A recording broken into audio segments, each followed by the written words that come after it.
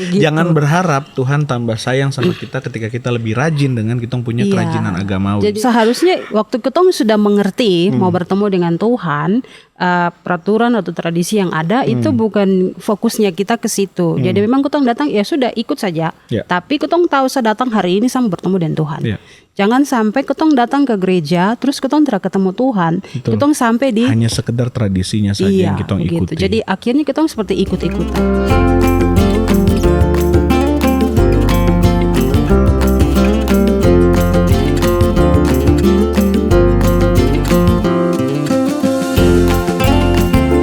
Hai Kam, masih bersama dengan kita di Tongpu Pondok Podcast. Lepas nafas, tarik nafas, buka mata. Masih bersama dengan saya Jerry Fakdawer dan saya Uniken Diken. Kak Jerry, apa tuh? Bicara tapi kenapa hari ini aku pakai baju merah? Iya toh. Mungkin kan karena dong bilang kakak biasa hitam-hitam terus. Aduh, itu salah satu faktor. Ada kita mendengarkan apa yang jadi kakak. Jadi sebenarnya juga kenapa saya pakai baju merah hari ini kan karena kita masih dekat-dekat dengan hari Valentine. Oh iya. Kan sudah jadi tongpu tradisi toh bahwa ketika kita merayakan hari kasih sayang, hari Valentine, itu kita pakai baju ya kalau tidak merah pink atau kalau tidak pink merah. Nah cuma ini baju yang paling pink yang saya punya. Ini mungkin tidak kelihatan kayak pink. Yo ini merah toh. Nah jadi saya pakai ini Kakak Ike. Nah Kakak Ike, ngomong-ngomong soal tradisi nih, Kakak Ike ada bahas tentang tradisi. Jadi saya coba tanya sama Kak Ike. Kak Ike punya tidak tradisi yang Kak Ike senang untuk enjoy begitu untuk nikmati untuk jalani, atau ada tradisi yang menurut Kak Ike tuh membosankan Kak Ike? Kalau bicara tentang tradisi di sini, ya tradisi ini kan berarti sesuatu yang ketong bikin ulang-ulang dan itu menjadi biasa. Jadi akhirnya menjadi sebuah tradisi. Kalau di sini tradisi berarti yang keagamaan atau ada macam-macam Kakak. Jadi ada tradisi keluarga mungkin, tradisi lingkungan rumah, rukun tetangga gitu. Jadi mungkin sama dengan yang ketong punya praktek-praktek ini kayak tata cara ibadah begitu. Jadi ada satu tradisi saya pakai dari saya punya saja. Kalau saya bicara dari yang lain mungkin nanti akan ada berbagai cerita yang berbeda. Jadi kalau dari saya punya mungkin saya suka yang kalau ketong mau ibadah, misalnya ada perjamuan kudus begitu. Jadi kalau mau perjamuan kudus itu biasa ada waktu yang sudah ditentukan seperti 2-3 minggu begitu sebelum perjamuan itu ada kunjungan pastoral ke anggota jemaat begitu. Jadi dari pendetanya itu yang memang mengunjungi jemaat-jemaatnya. Jadi dari majelis atau pelayan jemaat ini mereka kunjungi warga jemaat ini untuk cek kesiapan hati untuk terima perjamuan apakah siap untuk ikut atau mungkin dengar mereka punya kayak kami ada masalah dalam keluarga atau mungkin lagi sakit atau apapun itu. Jadi waktu dengar itu mungkin kalau misalnya ada masalah ya kalau bisa diselesaikan secara kekeluargaan sebagai majelis mungkin mereka mendoakan. Atau kalau mungkin tidak bisa secara keluarga perlu pihak ketiga dari gereja mereka bisa jadi kayak mediasi begitu.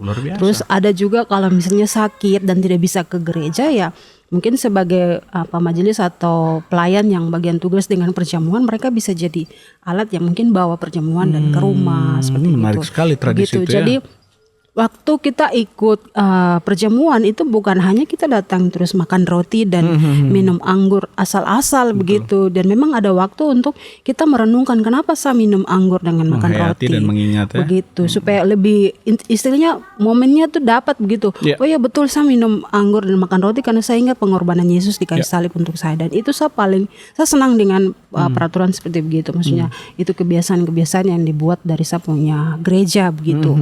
Dan juga mungkin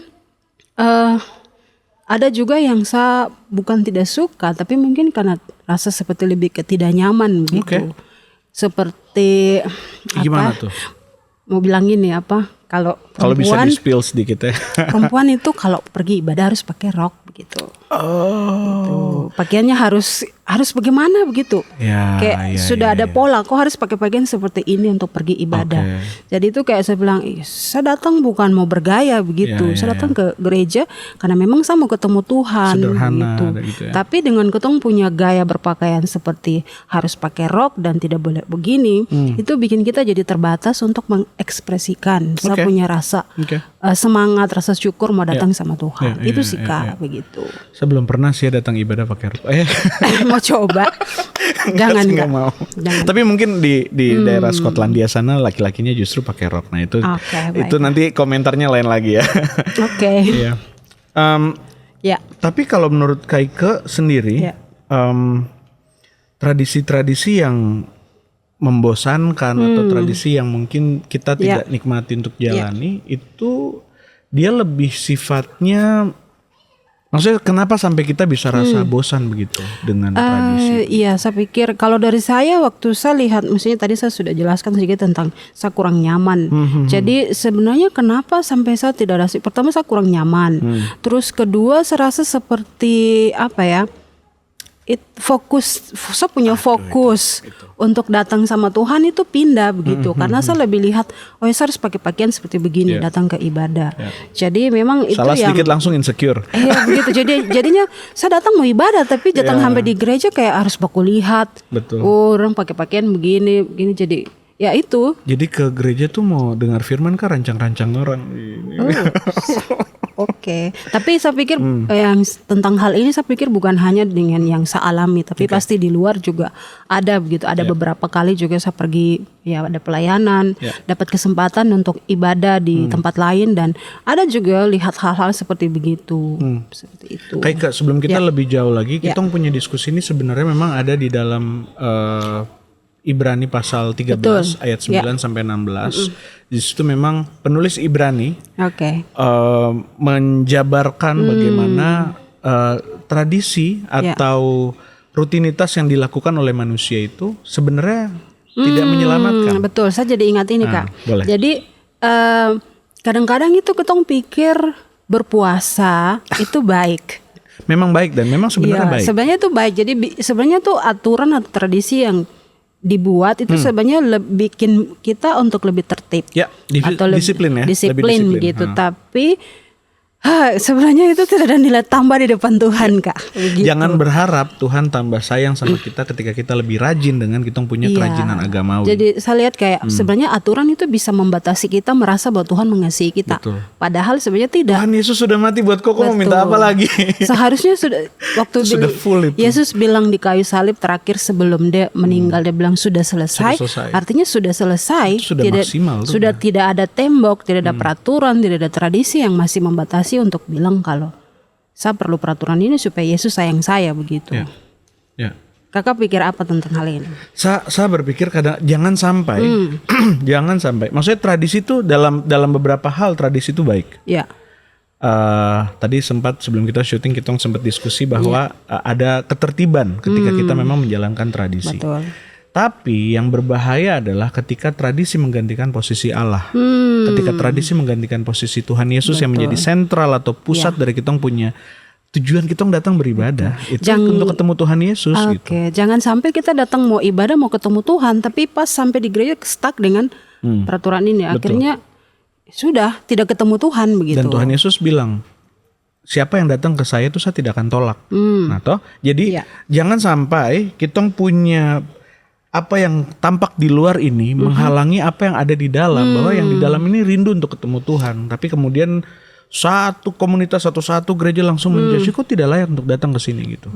Nah, ada sampai ada cerita, saya sempat dengar cerita kayak gini Kak Ike dan juga teman-teman. Ada seorang anak, dia diberikan dia sebenarnya dia belanja sama mamanya. Mamanya ajak dia belanja ke pasar ajak dia belanja ke pasar, terus si anak kecil ini mamanya suruh tunggu sebentar di situ karena mama mau pergi ke sana mungkin cuma 5 menit ya. Cuma mungkin ke ke warung atau toko yang sebelah sana. Nah, begini si anak kecil ini takut, tidak mau lepas dari mamanya. Nah, tapi mamanya bilang nih, kok pegang mama punya sapu tangan. Kalau kok takut, kalau kok rasa gelisah, pokoknya cium ini saja. Pokoknya kok bisa nanti waktu cium itu kok bisa tahu, oh ini mama ada. Jadi kok tenang saja. Akhirnya sapu tangan tuh dikasih ke anak kecil ini, terus mama pergi, dan waktu anak ini mulai takut, mulai gugup, dia cium sarung tangan itu dan mama ada. Terus akhirnya mama datang karena memang sudah 5 menit, memang hanya 5 menit saja tuh perginya. Mama datang, pulang ke rumah. Ini yang bagian yang sangat menurut saya sangat konyol. Tapi kalau kita lihat sebenarnya kita juga sering lakukan ini. Waktu dia dorong pulang ke rumah, mama mungkin pergi ke dapur masak. Anak ini dia malah masuk ke kamar, sapu tangan itu dia pasang di figura, dia pajang di dinding, dia taruh lilin-lilin, dia sembah-sembah, dia bikin, dia seperti malah mengagungkan kain sapu tangan itu.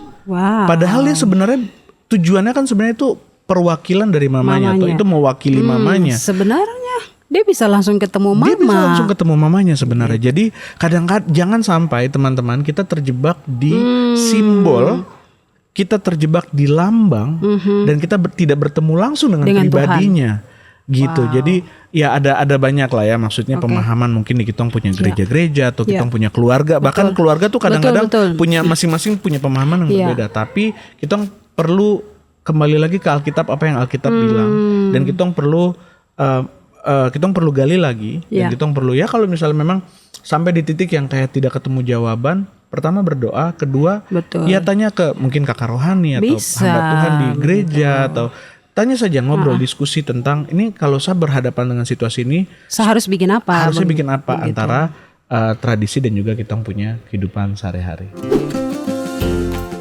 Oke, Kakak JR, ini ada pertanyaan yang saya mau tanya ke Kakak. Silakan. Jadi ini tadi dari awal ketong kan bicara tentang ada tradisi atau peraturan yang mungkin kadang-kadang bikin ketong merasa kebiasaan yang bikin ketong kayak tidak bisa datang sama Tuhan atau mungkin bebas dan ketong kayak tidak suka atau tidak nyaman mungkin. Nah, di dalam ibadah atau tradisi ibadah yang biasa kita lihat, mungkin pernah ikut atau mungkin lihat di luar, apakah itu bisa menggantikan hubungan kita dengan Tuhan?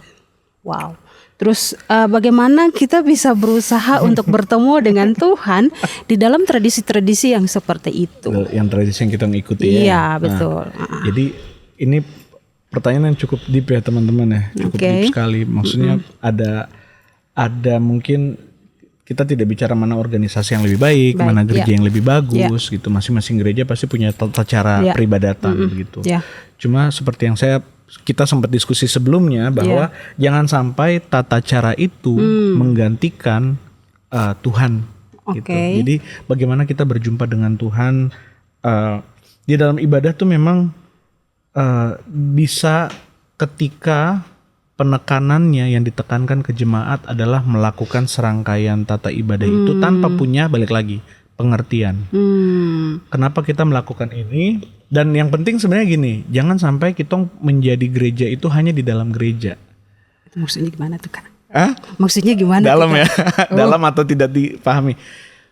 Kita kalau masuk lagi teman-teman, gereja itu kan artinya sekumpulan orang yang dipanggil keluar dari kegelapan kepada terangnya yang ajaib. Jadi jangan kita menjadi gereja di dalam tembok gereja. Jangan kita menjalankan semua ritual-ritual itu hanya terpaku di hari peribadahan, mau yang hari Sabtu kah, mau hari Minggu kah gitu ya. Jadi jangan hanya kita terpaku dengan segala macam pengertian kita punya hati yang kita fokuskan ke Tuhan. Fokus kita ke Tuhan itu jangan hanya selama 2 jam di hari Minggu atau hari Sabtu itu gitu. Tapi bagaimana kita sepanjang minggu dan bahkan mungkin sepanjang hidup kita juga dalam bantuan Tuhan, kita punya fokus tuh memang di Tuhan. Itu yang akan nanti menjadikan umur hidup kita itu ibadah di hadapan Tuhan. Saya jadi ingat ini Kak, yang tadi Kakak bicara tentang anak dengan mama dan sapu tangan.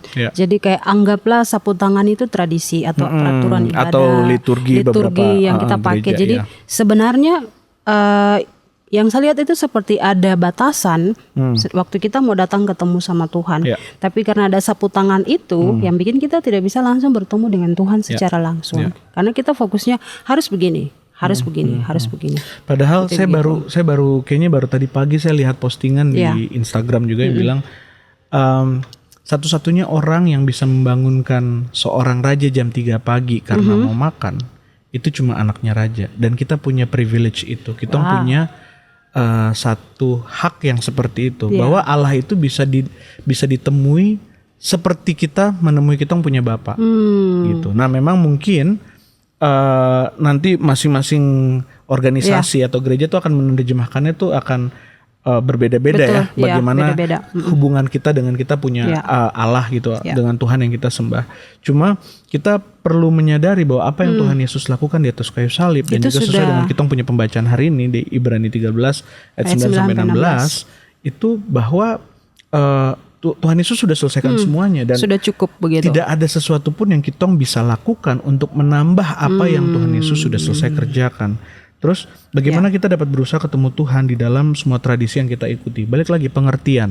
Maksudnya kalau teman-teman, misalnya teman-teman bergereja di gereja yang memang sangat kental dengan tradisi. Betul.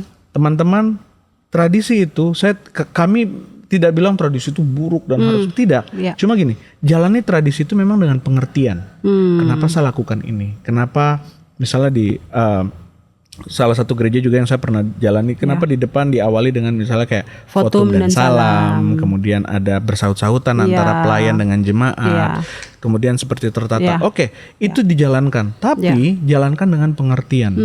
Kita tidak sekedar menjalankan, itu memang dari tete nenek dulu begitu, dong bikin begitu, jadi sudah ikut saja. Tidak, kenapa? Karena waktu kita mengerti, disitulah kita punya keintiman makin dalam dengan Tuhan. Kita mengerti bahwa ini ada urutan. Terus bagaimana dengan kayak mungkin persekutuan atau komunitas yang kayak masuk langsung penyembahan, langsung nyanyi, langsung lompat, langsung ini. Ya, jalankan dengan pengertian. Betul. Jangan jadi kita ikut-ikut karena teman di samping lompat-lompat, jadi saya lompat-lompat juga. Teman-teman di samping menangis, jadi saya coba ingat hal yang sedih terus saya menangis. Itu tidak. Waktu kita menjalankan dengan tidak ada pengertian, itu kita hanya menipu kita punya diri sendiri dan tidak ada faedahnya. Jadi sebenarnya yang tadi kakak bilang saya jadi ingat, sebenarnya dengan adanya peraturan atau tradisi yang dibuat sebenarnya seharusnya itu bikin kita lebih teratur begitu untuk datang. Sebenarnya bagaimana mau bilangnya? Itu kata kunci tuh. Itu kata kunci tuh. Jadi seharusnya waktu kita sudah mengerti mau bertemu dengan Tuhan, peraturan atau tradisi yang ada itu bukan fokusnya kita ke situ. Jadi memang kita datang ya sudah ikut saja. Tapi kita tahu saya datang hari ini sama bertemu dengan Tuhan. Jangan sampai kita datang ke gereja terus kita tidak ketemu Tuhan. Kita sampai di hanya sekedar tradisinya saja yang kita ikuti. Jadi akhirnya kita seperti ikut-ikutan. Jadi waktu orang tanya kenapa kok bikin begitu?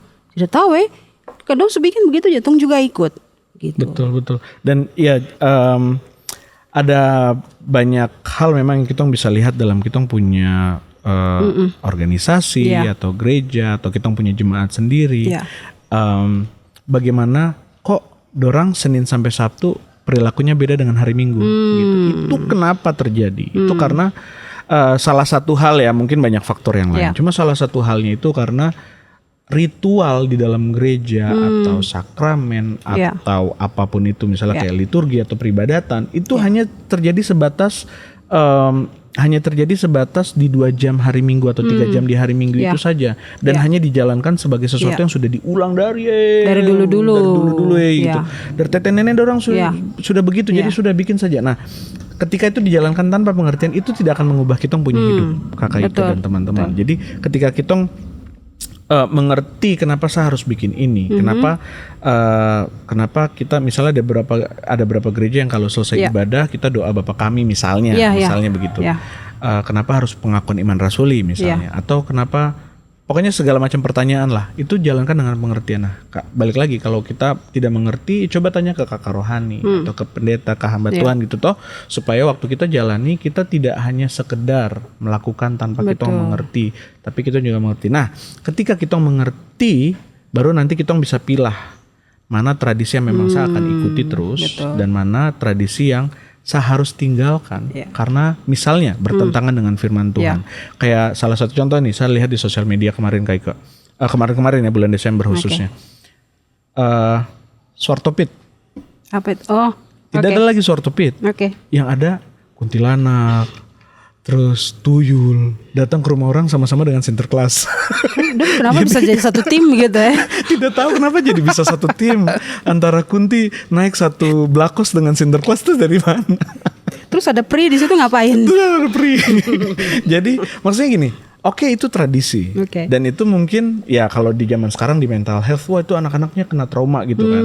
Tapi oke lah, kita bisa lihat ada sisi baiknya, itu jadi satu warning untuk anak-anak supaya dong bisa jadi anak yang lebih baik ke depannya. Cuma jalankan dengan pengertian. Sekali lagi teman-teman, waktu kita mengerti satu tradisi yang itu dijalankan, ini dari tahun ke tahun kita ngadakan jalan ini jalan Paskah lagi, jalan center class gitu. Center class punya pawai. Waktu kita sudah mengerti, kita bisa pilah. Oh iya, ini bagus, bagus. Tapi ini pengembangan-pengembangan yang tidak perlu ini, dan yang keluar dari firman Tuhan ini, kenapa harus diadakan dan kenapa dipertahankan? Seperti gitu. Kenapa harus ada kuntilanak di situ? Ada kunti satu belakang sama Sinterklas. Jadi itu sih mungkin yang kalau dari saya menjawab Kakak Ike punya pertanyaan. Kakak. Nah, tapi mungkin berikutnya saya ada pertanyaan nih buat Kakak nih. Kita lihat ada pergeseran, toh ada yang berubah begitu, zaman berubah. Nah, betul. Jadi dari kita punya orang tua dulu ke kita sekarang, terus ke kita punya adik-adik Gen Z nih, itu juga berubah. Nah, menurut Kakak di Ibrani pasal 13 tadi itu dibilang bahwa kita mempersembahkan korban syukur. Nah, kira-kira kalau menurut Kakak ada perbedaan kah tidak antar generasi ini? Bagaimana cara masing-masing generasi menunjukkan dorang punya persembahan syukur kepada Tuhan, korban syukur. Mungkin semula dengan ini tentang menunjukkan, mengekspresikan rasa syukur kita. Saya pikir balik ke tentang kenapa ketong bersyukur. Saya pikir pasti ketong semua punya satu tujuan yang sama. Jadi waktu ketong kasih tunjuk ketong punya rasa syukur, itu berarti karena memang Tuhan baik atau ada alasan di balik itulah kenapa saya menunjukkan rasa syukur itu. Begitu. Gitu. Jadi tujuannya mungkin sama, tapi yang membedakan itu cara kita menunjukkan rasa syukur itu. Kalau orang-orang tua atau ya generasi kita di atas kita dan di bawah, saya pikir cara menunjukkannya beda. Contoh, kalau orang-orang yang generasi yang orang tua di atas kita, saya pernah lihat ada satu bapak yang dia bersyukur karena dia baru sembuh sakit. Cara dia kasih tunjuk syukur itu dengan berpuisi. Begitu. Jadi dia berpuisinya pakai bahasa daerah. Habis itu bahasa Indonesia, terus dia tutup dengan lagu dari puisi, dan itu indah sekali. Walaupun mungkin saya pertama tidak mengerti dia punya kata-kata itu karena dalam bahasa daerah ya. Tapi waktu dia bicara ke bahasa Indonesia dan kembali dengan lagu itu seperti wah, dia punya rasa syukur itu kayak kita juga dapat begitu rasa syukur itu. Terus juga ada juga yang cara kasih tunjuknya dengan kalau misalnya orang-orang tua saya biasa lihat dong punya hasil kebun. Jadi hasil kebun itu hasil pertama dia bersyukur karena Tuhan saya punya hasil kebun ini kebun Tuhan banyak. Sudah tolong subur buah bagus. Jadi dia panen dan dia bawa dia kasih hamba Tuhan. Dia bilang ini saya mau bilang terima kasih sama Tuhan karena saya punya kebun ini hasil bagus. Itu yang buah sulung itu kan? Gitu. Iya itu. Tapi juga ada yang seperti dia kalau dia tidak punya uang dia bawa dia punya hasil kebun. Atau dia mungkin jualan dulu, nanti hasil dari itu yang dibawa kasih ke gereja. Kalau yang misalnya anak-anak muda sekarang saya pikir mungkin ini ke sosmed ya, seperti itu. Jadi dong punya kata-kata syukur kah, mau motivasi orang kah, dong biasa kasih tunjuk lewat sosmed. Kalau kakak lihat itu banyak sekali lihat anak-anak muda yang kelihatan seperti dong posisinya kayak galau-galau begitu, tapi sebenarnya ada maksud di balik kata-kata itu, ajakan untuk lebih menghargai, lebih bersyukur begitu. Kalau misalnya ada dalam keadaan yang tidak baik-baik, ayo kembali sama Tuhan. Jadi sebenarnya lihat masing-masing generasi ini punya cara yang berbeda ya. Mungkin yang membedakan cara kita menunjukkan cara saja. Dan media seperti mungkin. Begitu. Karena mungkin juga kebutuhan sasarannya juga beda. Betul. Seperti itu. Jadi menyesuaikan saja. Tidak harus. Gen Z itu terkenal dikit-dikit story ya kan. Betul. Dikit-dikit TikTok gitu benar-benar. Bagaimana dengan kita kakak? Kita nih generasi yang kejepit sebenarnya. Di atas dan di bawah. Bisa ikut cara orang tua, cara yang muda juga. Kakak Ike, yes. Ini ada beberapa hal terakhir mungkin yang saya mau tanyakan ke Kakak Ike. Baiklah. Kira-kira orang bisa menunjukkan kalau tadi barusan kita sudah bahas tentang antar generasi ini kan beda-beda. Nah, kira-kira kalau secara personalnya itu kira-kira manusia atau seseorang bisa mengungkapkan dia punya rasa terima kasih atau korban ucapan syukur itu kayak gimana? Apa saja tuh Kakak Ike? Kayak mungkin bernyanyi kah, baca puisi atau apa? Ya, sebenarnya saya pikir untuk menunjukkan kita punya rasa syukur sama Tuhan tidak terbatas ya. Kita bisa menunjukkan lewat apa saja begitu.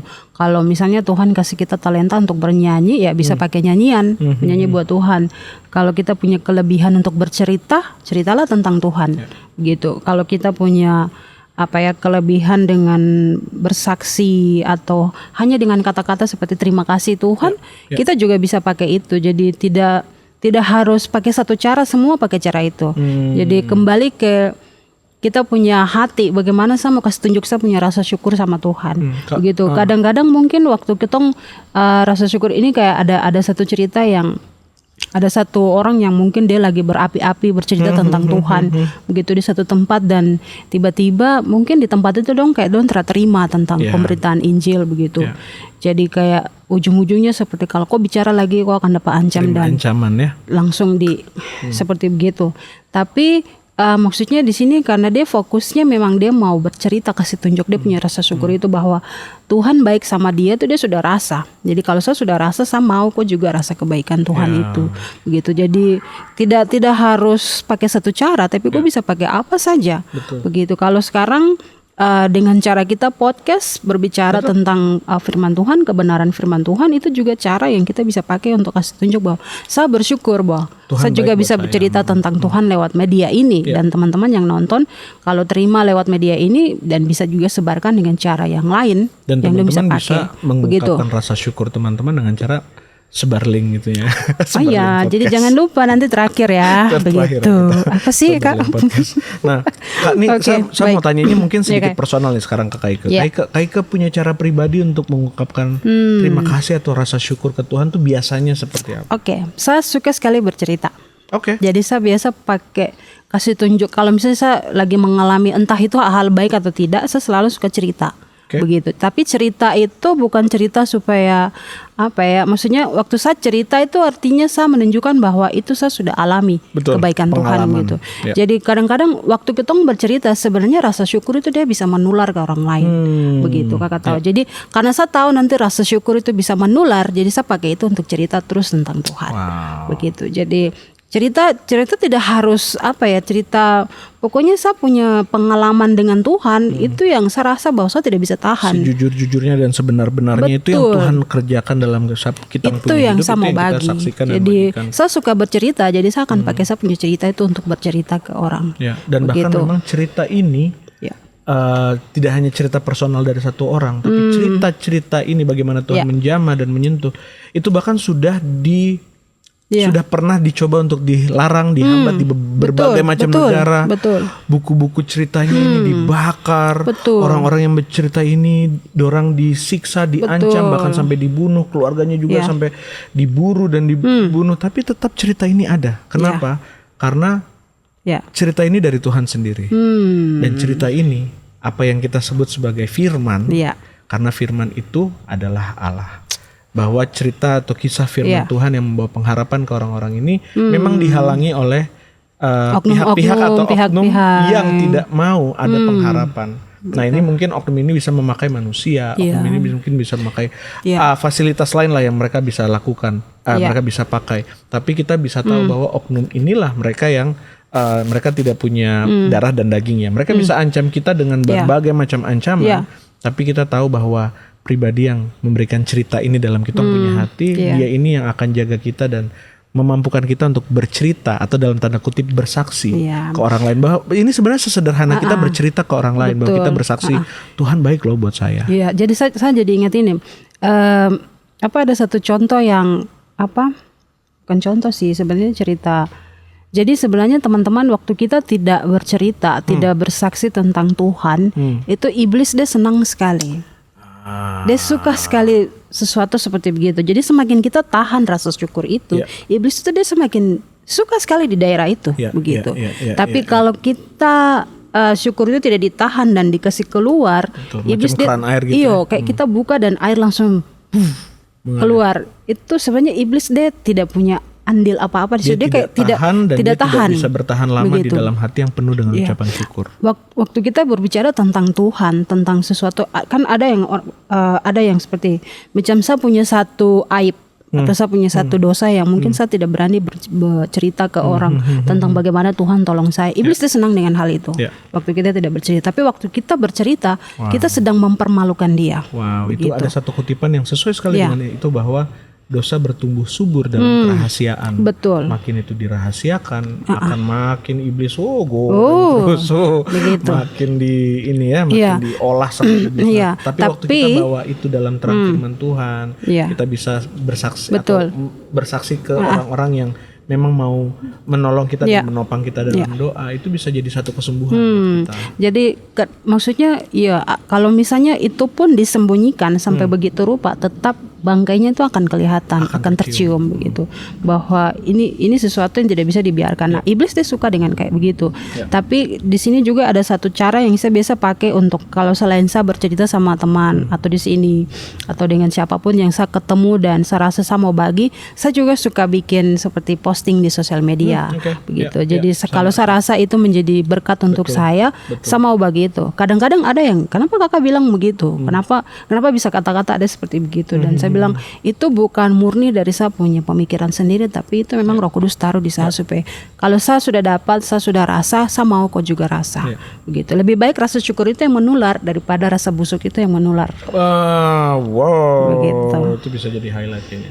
Nah, Kak Ike, saya juga teringat begini, bahwa waktu kita ada di gereja atau kumpulan orang percaya lah ya, kita ada dalam ibadah misalnya. Jangan sampai kita punya angkat tangan dan kita punya berdiri dan kita punya menyanyi itu karena ikut teman-teman di sebelah. Betul. Jangan karena ikut orang lain. Tapi itu biarkan itu jadi kita punya ekspresi pribadi. Keluar dari hati. Keluar dari kita punya hati yang paling dalam, bahwa Tuhan memang sudah terlalu amat sangat baik buat saya. Jadi jangan karena kanan kiri berdiri jadi saya juga gitu berdiri. Daripada nanti orang lihat ini mungkin orang yang lain berdiri, saya duduk sendiri, nanti gila saya ada masalah apakah gitu. Saya mungkin lagi ada buat dosa apakah saya harus berdiri nih. Atau ada yang mungkin pas lagi menangis rame-rame, kalau saya tidak menangis nanti saya dikira aneh terus menangis. Pertanyaan tidak tahu kenapa menangis gitu. Nah, jadi jangan sampai kita balik lagi ini kembali lagi waktu kita bahwa kita punya ucapan syukur. Jadi sebenarnya di dalam peribadahan tidak ada yang diwajibkan kayak angkat tangan, itu tidak diwajibkan. Tapi kalau di dalam ayat-ayat ini, kalau teman-teman baca nanti di Ibrani 13 ayat 9 sampai 16, ungkapan syukur yang adalah ucapan bibir itu memang harus ada. Harus terdengar dan harus keluar dari kita punya mulut. Jadi tidak cukup dalam hati. Itu kayak yang tadi Kakak Ike bilang, bahwa kita punya rasa syukur itu tidak boleh kita hanya tahan untuk kita punya diri sendiri. Itu harus kita alirkan. Setidaknya kita pakai itu untuk bersaksi ke orang lain. Dan kita jalankan kita punya peribadahan ini dengan pengertian. Saya mengerti kenapa saya berdiri. Saya mengerti kenapa saya angkat tangan. Saya mengerti kenapa saya nyanyikan lirik yang ada di depan. Bukan hanya sekedar apa yang saya hafal. Nah, pernah ada satu kali Kakak Ike saya ada di satu ibadah. Saya lupa apakah di sini atau di tempat lain. Jadi di dalam kemungkinan di sini. Jadi ada satu momen di mana pas pujian sudah mulai dinaikkan dan semua jemaat masih duduk dan masih mungkin berdoa masing-masing. Saya cuma rasa digerakkan untuk berdiri. Padahal kan saya malu ya, ceritanya saya kan orangnya pemalu ya. Gitu. Jadi kayak terkelihatan sih. Waduh. Belum tahu aja. Saya ini pemalu banget sebenarnya. Jadi kayak semua orang lain tuh masih duduk gitu. Terus kayak saya dalam hati digerakkan untuk berdiri. Terus saya mulai kayak gundah kan di dalam kayak galau nih, berdiri kan tidak, cuma kayak Roh Kudus tuh gerakan untuk saya berdiri. Akhirnya saya berdiri dan tutup mata gitu. Jadi saya nggak mau lihat ke orang lain ada nggak ya yang berdiri lagi selain saya gitu. Tapi disitulah waktu kita mulai belajar untuk taat sama dorongan Roh Kudus yang ada dalam kita. Itu kita punya keintiman sama Tuhan tuh makin dalam, makin ada lagi, makin dalam lagi. Jadi tidak sekedar ikut-ikutan dengan orang lain, tapi jalankan dengan pengertian. Nah kakak, kalau begitu ini kan untuk ketong sendiri nih dengan Tuhan. Nah, bagaimana ketong bisa kasih tunjuk ketong punya rasa syukur itu kepada orang lain? Ini menarik karena di pas bagian di penutupannya di ayat 16 itu dikatakan dengan kita menolong orang lain, memberikan bantuan, berbuat baik, memberikan bantuan kepada orang lain. Jadi rasa syukur yang kitong tidak tahan-tahan itu bukan hanya waktu kitong haleluya puji Tuhan terus keluar dari gereja langsung malas tahu dengan orang lain dan hidup sebagaimana Senin sampai Sabtu. Tidak bisa. Ya. Jadi hidup yang kita mengungkapkan rasa syukur itu salah satu ekspresinya adalah dengan kita menolong sesama, menolong orang lain, kita kasih bantuan. Ya itu mungkin sih salah satu ekspresi juga, karena itu yang disinggung di ayat 16. Betul. Iya, saya jadi pikir berarti memang syukur itu, makanya tadi saya bilang tentang jangan tahan-tahan kita punya rasa syukur. Jadi kalau ketong sendiri tahan-tahan, iblis kan senang dengan itu. Jadi supaya iblis tidak punya hak atas ketong punya rasa syukur itu, ya caranya kita sebarkan ke orang-orang. Nah, cara sebarkan itu tidak harus cara yang besar yang seperti ini supaya tidak harus. Contoh seperti mungkin perlu tumpangan, bisa kasih tumpangan. Betul. Seperti kita tahu cara untuk menolong orang, memberikan tumpangan, tapi kita tidak buat itu yang sebenarnya salah, begitu. Kayak ada salah satu teman saya ada, jadi dia kasih tumpangan dulu ke Doyo, terus dia pulang ke Kota Raja. Wah, luar biasa. Jadi kakak sebentar. Itu memang ungkapan syukur yang saya belajar juga sih kadang-kadang. Tidak capek kah? Jadi sebentar kakak jangan lupa kasih saya tumpangan pulang. Maksudnya apa? Tidak. Ya, bisa sih. Okay. Kaike. Yes. Persembahan syukur melalui tindakan kasih kepada orang lain itu barusan Kak Ike singgung bisa kasih tumpangan atau bisa mungkin bercerita atau kasih semangat ke orang lain. Minggu ini nih Kak Ike, dalam 1 minggu ke depan ini, kira-kira apa yang Kak Ike mau lakukan ke orang lain dan bagaimana gitu? Minggu ini apa ya? Sebenarnya saya belum pikir kakak, tapi saya itu juga kemarin ada bahas dengan sama-sama di teman-teman di Komsel. Saya minggu ini saya belum tahu saya mau bikin apa, tapi saya berdoa supaya Tuhan kasih saya maksudnya kita kan manusia Tuhan yang punya waktu dan semua toh. Jadi saya berdoa Tuhan kasih saya waktu yang secara spontanitas lah. Gitu. Jangan sampai, karena kalau saya bikin rencana, kadang-kadang itu saya bikin tidak jadi. Rencana tinggal rencana begitu. Tapi saya lebih suka di mana ada waktu dan langsung spontan digerakkan langsung buat. Langsung gitu. Taat ya. Iya, langsung bikin daripada tulis dulu atau bikin jadwal dulu terus akhirnya nggak jadi. Jadwal. Kayak gitu. Hari ini harus kasih tumpangan ke teman. Terus kok nggak ada yang minta tumpangan? Ya begitu. Jadi tapi minggu ini mungkin saya lebih pikir ke situ. Tapi ada satu yang saya mau bikin. Saya lupa tadi. Saya punya adik ipar itu kan mau melahirkan. Ya lagi tunggu-tunggu. Ini ponakan kandung loh. Begitu. Jadi saya lagi mau, tidak tahu mau buat surprise saja begitu. Mungkin pergi ketemu dengan ponakan kecil. Jadi mungkin itu sih satu yang saya mau bikin. Mungkin bingkisan kecil, hampers gitu kah? Kecil, maksudnya kecil gitu. Kecil sih. Begitu sih kakak. Nice. Gitu. Nice. Kalau saya sendiri tindakan kasih kepada orang-orang lain itu mungkin ini kan bukan kebetulan, nggak ada yang kebetulan. Ini kan pas nih. Satu hari setelah hari ini saya akan berangkat ke pedalaman. Mungkin di pedalaman ada hal-hal yang saya bisa bantu ke orang. Mungkin ada bama yang saya bisa bawa dari Jayapura sini ke sana. Terus kemudian mungkin entah dibagikan atau makan sama-sama begitu. Mungkin lebih ke situ sih Kak Ika. Saya mau dengar kakak cerita itu. Nanti saya cerita juga di Pano Podcast. Nah, itu dia kita punya podcast di hari ini. Kita masuk kepada kesimpulan. Kaika mau duluan atau saya? Kakak boleh. Kakak baju merah aja. Hubungannya apa? Oke, saya punya kesimpulan untuk kita punya podcast hari ini adalah lakukan segala sesuatu dengan pengertian. Kalau kau tidak mengerti, cari pengertian. Dan ketika kau sudah dapat pengertian itu, kau bisa pilih mana yang harus kau lakukan dan mana yang harus kau tinggalkan. Keren. Oke. Kalau dari saya, jangan sampai tradisi atau peraturan agama itu menghalangi kau untuk datang sama Tuhan, begitu. Terus seharusnya kita punya rasa syukur sama Tuhan itu bisa menular kepada orang lain. Jangan sampai kita punya, jangan tahan-tahan ya. Iya, jangan tahan-tahan rasa syukur itu jangan ditahan-tahan, harus disebarkan. Lebih baik rasa syukur itu yang menular daripada rasa busuk itu yang menular.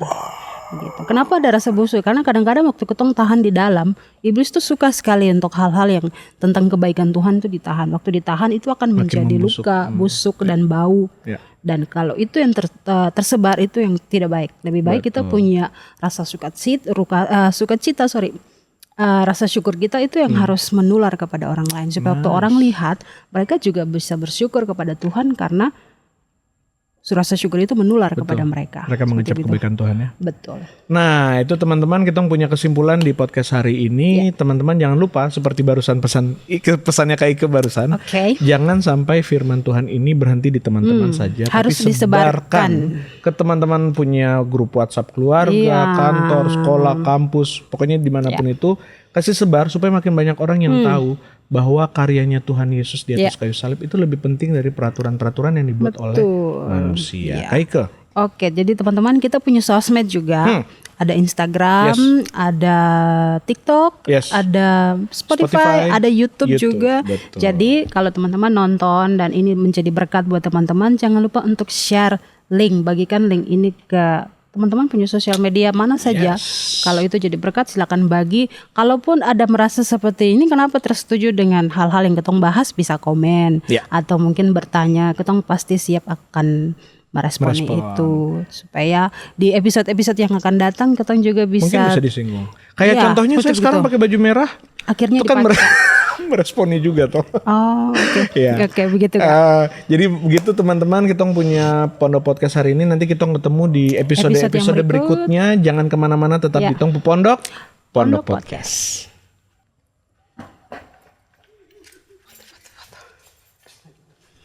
Apa itu sudah pasang timer atau? Jadi kan Senin besok itu kita punya episode 50. Oke. Tahu tidak? Tidak. Kan pertama kali syuting tahun kemarin, tanggal berapa? Saya lupa justru. Tanggal ini. Oh iya serius?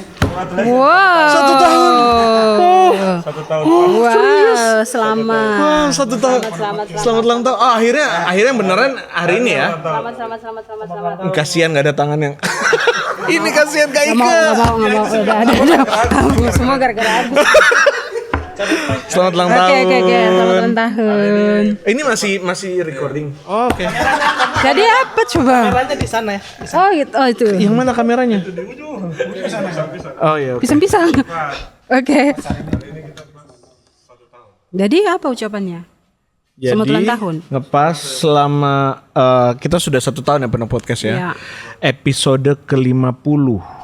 49 sekarang. Tahun minggu depan episode ke-50, tapi ini sekarang episode ke-49. Dan kalau kita mau pakai cocok logi sedikit, 49 adalah 7 kali 7. Jerry Master of cocok logi. Jadi Jangan kemana-mana, tetap di Pondok Podcast.